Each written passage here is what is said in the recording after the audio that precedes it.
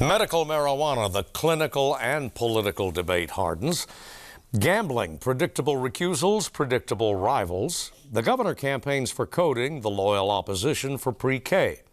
And with Labor Day behind us, the air wars begin in Arkansas. Arkansas Week on the air in a moment. Arkansas Week is made possible in part by the Arkansas Times, keeping you informed by covering people, events, and politics in Arkansas. By FM 89, KUAR in Little Rock, with in-depth news reporting, analysis, and discussion each weekday.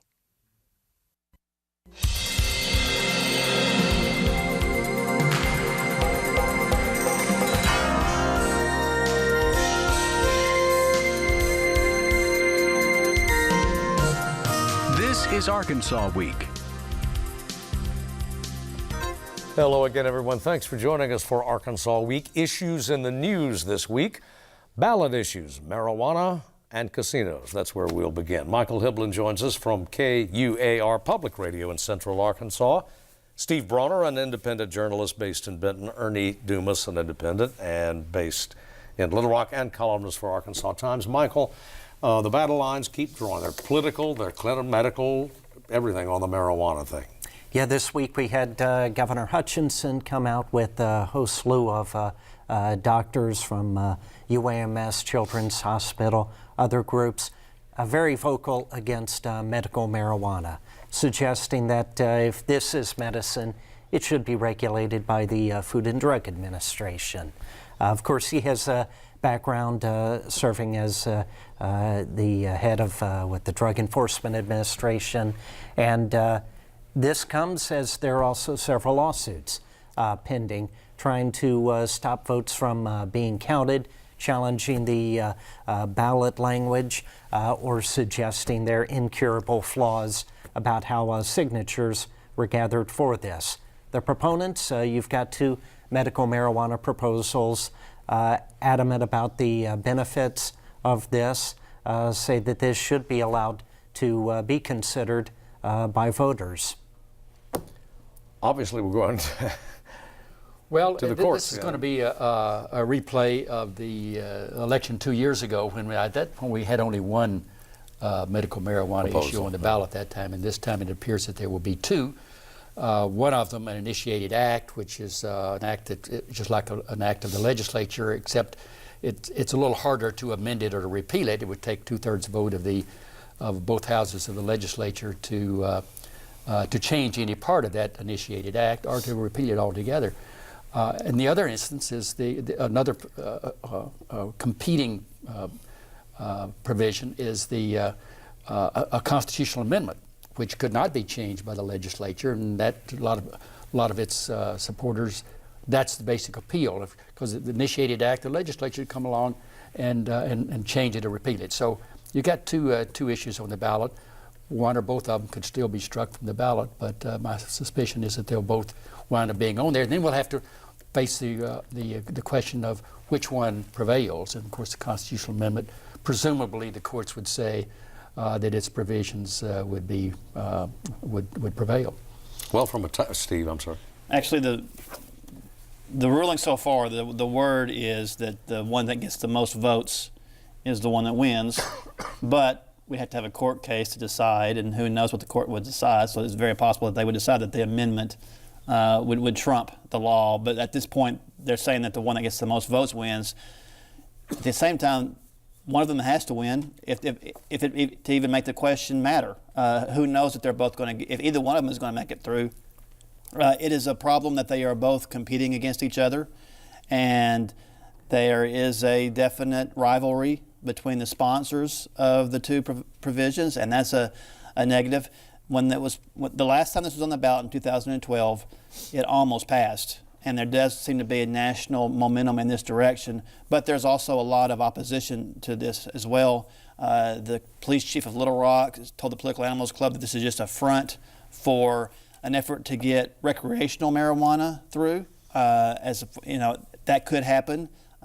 In all the states where recreational marijuana is now legal, started out as medical marijuana being legal. There's about 4 states plus D.C. where recreational marijuana is legal. But there are about 25 states where medical marijuana is legal in some form. So most states haven't gone that direction, but that's the concern of the opponents. Well, with assuming Ernie is correct here, and that both proposals will appear on the ballot, from a tactical standpoint or strategic standpoint, does that further or hinder the cause of legalization or decriminalizing to some extent marijuana? I would think it would certainly hurt the cause, because complexity leads voters to just say no. And if you have two that are on the ballot, I think that would just lead some voters just to say no to both. Some voters might vote for one but not the other, and that you're getting a split. It just seems to me that would be, you would want to have your forces united. Yeah, and the folks behind this know that. I mean, Melissa Fulks, at least two of the press conferences I was at, one when she was announcing it, another delivering signatures, called on the other backer, David Couch, to drop his because, this would lead to confusion. And she said there's no way that either can win if both are on the ballot. Well, of course, they in some ways, they should complement each other, because you could just say, I suspect that there's not enough difference between the two to make much difference. So if you're for the legalization of marijuana, whether it's for recreational uses or simply medical marijuana, whether that's an appeal to help the sick, regardless, I think by and large it's just simply an issue of whether you support the legalization of marijuana. I think it basically comes down to that with the vast majority of voters. I think that was the case 2 years ago, and it came very, very close to winning. And that's what it's got going for them now. So people can vote for both, or they can vote against both. You don't have to choose between the two. But I think you're right that a lot of people will say, well, I'm confused, and I'm just going to vote for one of them. And if you vote against the other. So that might bring down both. So it's going to be very close, I think. I think it comes down to what the voters see. If, on this issue, if the voters see a cancer patient who this might help, they're going to vote yes, probably for both. If they see a 17-year-old who has gotten his hands on a marijuana joint who shouldn't have his hands on it, then they're going to vote no. And so if the two sides have enough money to push either one, I think those are the images you're going to see, those competing images between the patient versus the teenager. And the governor said during his press conference that, well, you have this synthetic form available that uses some components of marijuana, and maybe that's the way the drug should be used. But then proponents of these two proposals say that, well, there are different aspects, and smoking it can alleviate conditions quicker, especially nausea, that this synthetic form is expensive, hard to get. So, but the fact that it is medical marijuana legal in about half the states in the country, I think there's a general change going on in the perception of it. And the thought, too, is that while this is still, regular or considered a narcotic by the DEA, that at a certain point, if enough states take action, that maybe then you would see a change. Of course, you've got a presidential candidate on the ballot who favors the legalization of marijuana in its entirety, and that's the Libertarian candidate, whose popularity apparently is growing in Arkansas. A lot of people switching from both Donald Trump and or Hillary Clinton to vote for him. And of course, I think he smokes marijuana regularly, although I think he's given it up for the campaign. I think I read that someplace that during the campaign he's not going to be smoking marijuana. But well, they don't grow it in Aleppo either. So that's right. So, but he's the former governor of New Mexico, where you can get marijuana. Well, so I don't know whether that'll have an effect on the campaign. You also kind of have this. You have a president, an incumbent president, who, among others, has looked with anxiety and dismay at the resources that are being used to incarcerate and to prosecute what are considered in some quarters lower level drug offenses, and the incredible expense that it imposes not only on states but on the federal government as well. And the move is clearly, it would appear to be the momentum, as you mentioned, Steve, not just to legalize something but to decriminalize a lot of the substances anyway. or practices that have led to such enormous correctional expenditures. That's true, but we're going to have a different president here in just a few months.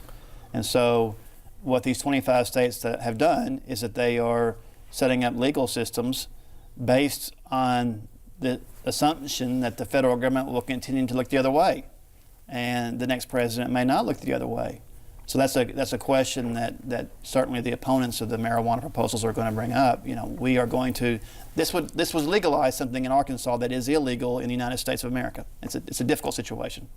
Okay, on to another situation involving ballot issues, and that is the casino amendment, where we have predictable opposition from the two constitutionally enshrined parimutuel establishments in Arkansas, one in Crittenden, the other in Garland.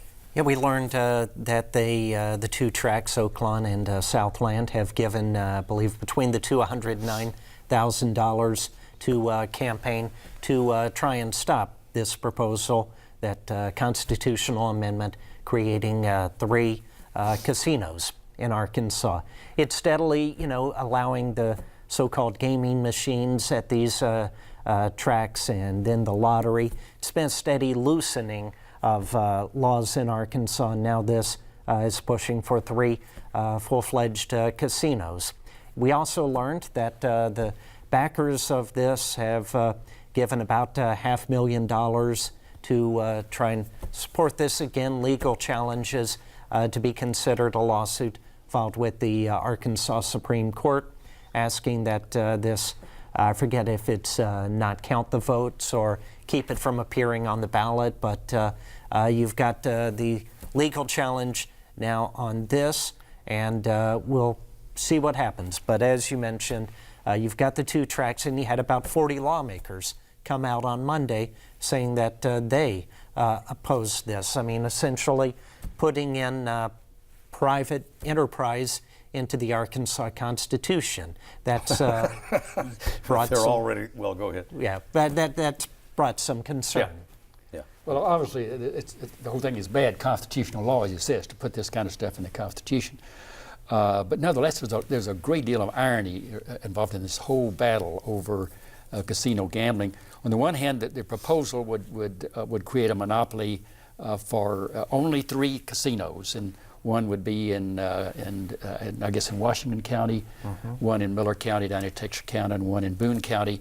And one of them, of course, would be 2 of them would be earmarked for these families in out-of-state families that will come in and own these properties in Arkansas. And the third will be the earmarked for the Cherokee Nation, and that's the large part of that money that's been raised to support it is from the Cherokee Nation businesses, which will have one of the casinos. But the opposition is based primarily, it seems, on the fact that here are these out-of-state people going to come in here and profit off casinos in Arkansas.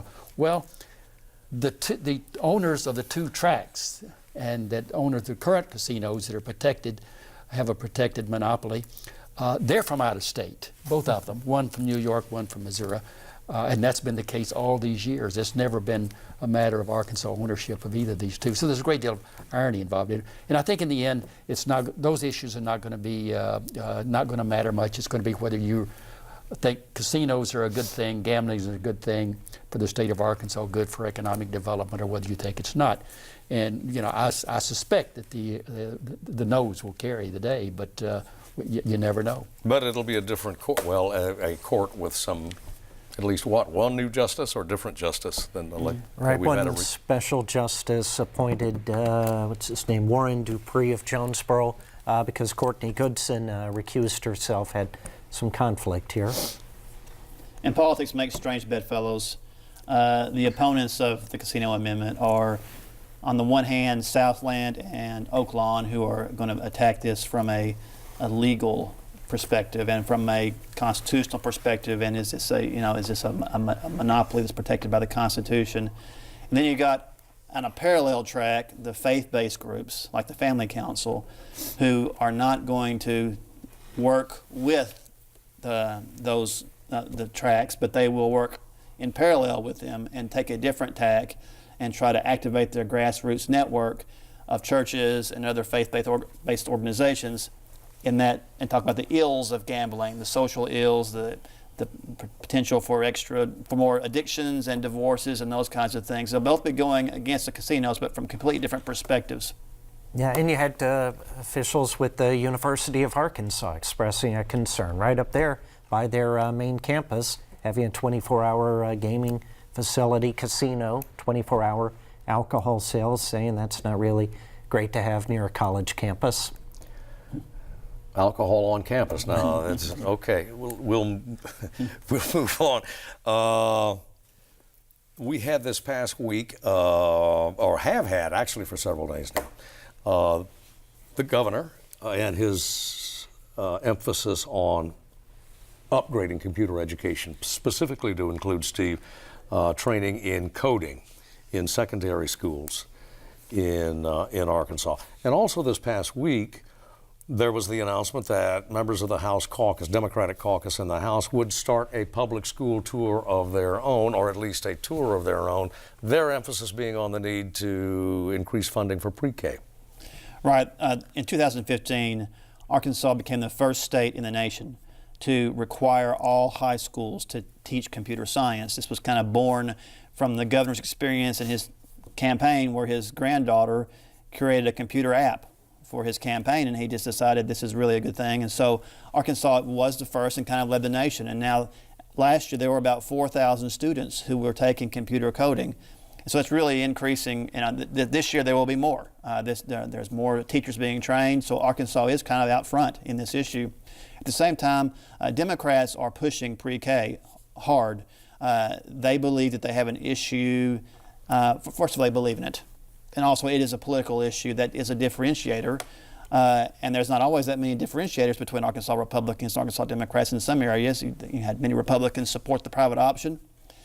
So that kind of that's the health care program for lower income residents. So this is a real differentiator. Republicans in their platform kind of took a questionable look at pre-K. Democrats are pushing it hard. They think this is something that Arkansans will support. And again, they believe in the concept that 3- and 4-year-olds need to have that kind of access.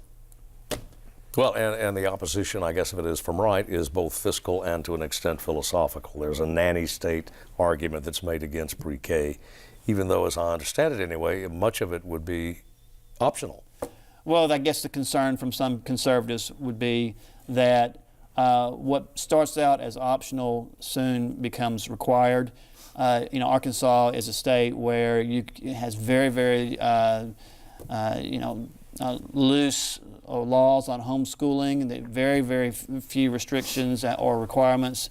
But still, there's always that concern that somehow there will be a requirement. And again, it is a government program, it is an extension of education, and people would feel like this was not something that the government should spend money on.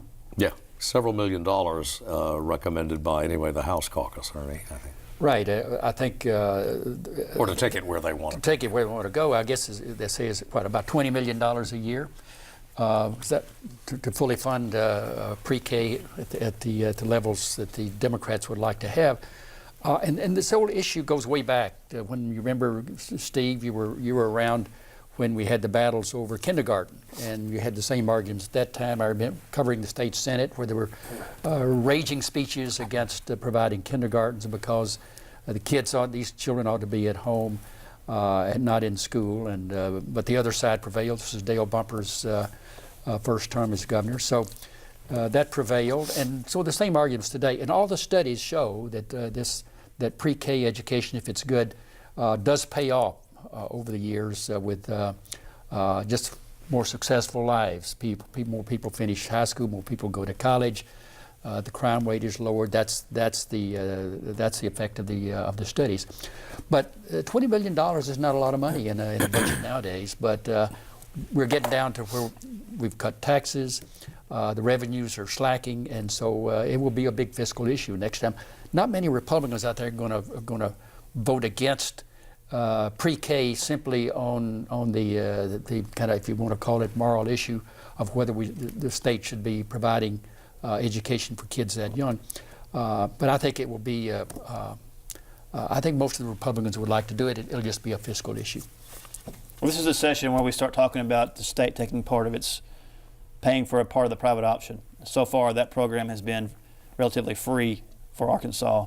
And now we're moving into the stage where Arkansas begins paying 5% of the cost of insuring 250,000 people.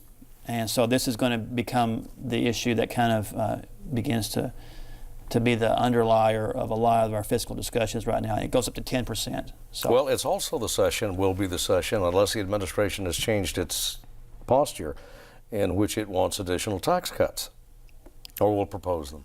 that's the governor cut taxes in his first session, and he is planning on cutting taxes again. Income taxes is what he's talked most about. But yes, there are plans to try to cut taxes again. Into the general revenue budget. Okay, we had Labor Day is now a memory, and we're going on the air, at least the Republican senatorial nominee, the gentleman from Northwest Arkansas who's seeking a second term. $300,000 ad buy in all major markets, including the Memphis market, for Senator John Bozeman. So he's out there. This first ad is very positive and introductory, which may be necessary because polls have shown that a lot of Arkansans either don't know him or don't have an opinion about him. His opponents do not have the money at this point, or at least have not gotten there yet. So right now he has the airways to himself. So we'll see if there's going to be an air war. At least on the local stations, there probably was going to be some room because Arkansas is a red state. There is not going at this point. Trump and Clinton are not going to be spending a lot of money here. So the ads that we see in the coming months may be Bozeman, Connor Eldridge if he can get some money and get on the air, and also the ballot initiatives, assuming they don't get thrown off by the Supreme Court.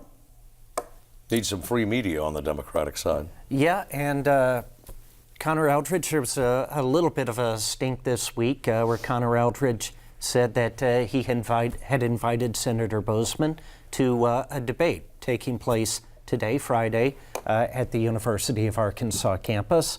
And Senator Bozeman's campaign said, we never got an invitation to this.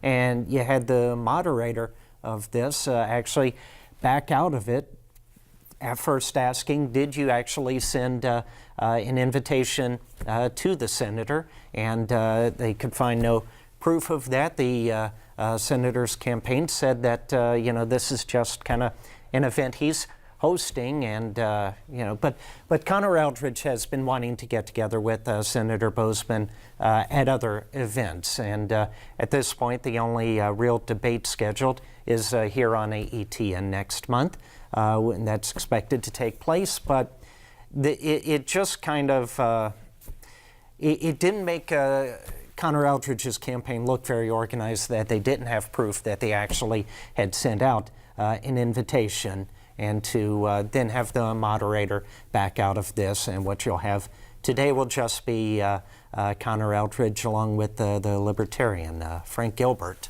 Well, of course, assuming for a second that this is one just giant snafu and absent any stupendous gaffe on Mr. Eldridge's part, he has only to gain from a debate. Mr. Bozeman has really nothing to gain from it. Well, this is a traditional debate strategy each time. The front runner, the person who is expected to win handily and has all the money, is never going to debate. And if they had gotten him a clear invitation, an engraved invitation to debate, he wouldn't have done it. I'd be shocked if he had debated him under those circumstances. He has nothing to gain from it. He's way ahead, presumably in the polls. He has all the money.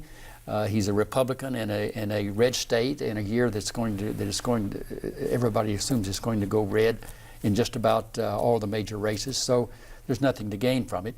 But you can't blame Connor Eldridge for trying that, and that's what he has to do. Yeah. And the truth is that there's almost nothing that could happen in a debate that would change the arc of this race.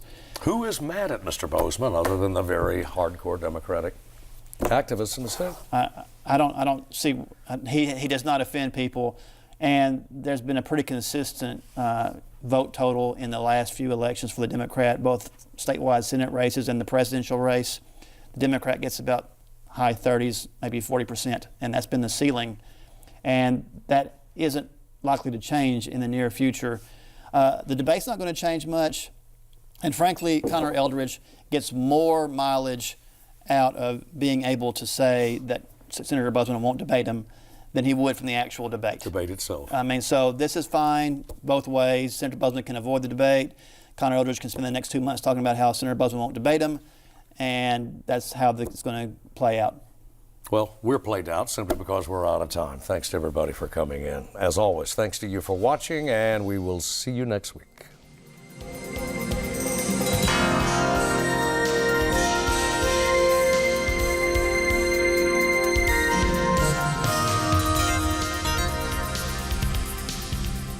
Arkansas Week is made possible in part by the Arkansas Times, keeping you informed by covering people, events, and politics in Arkansas. By FM 89, KUAR in Little Rock, with in-depth news reporting, analysis, and discussion each weekday.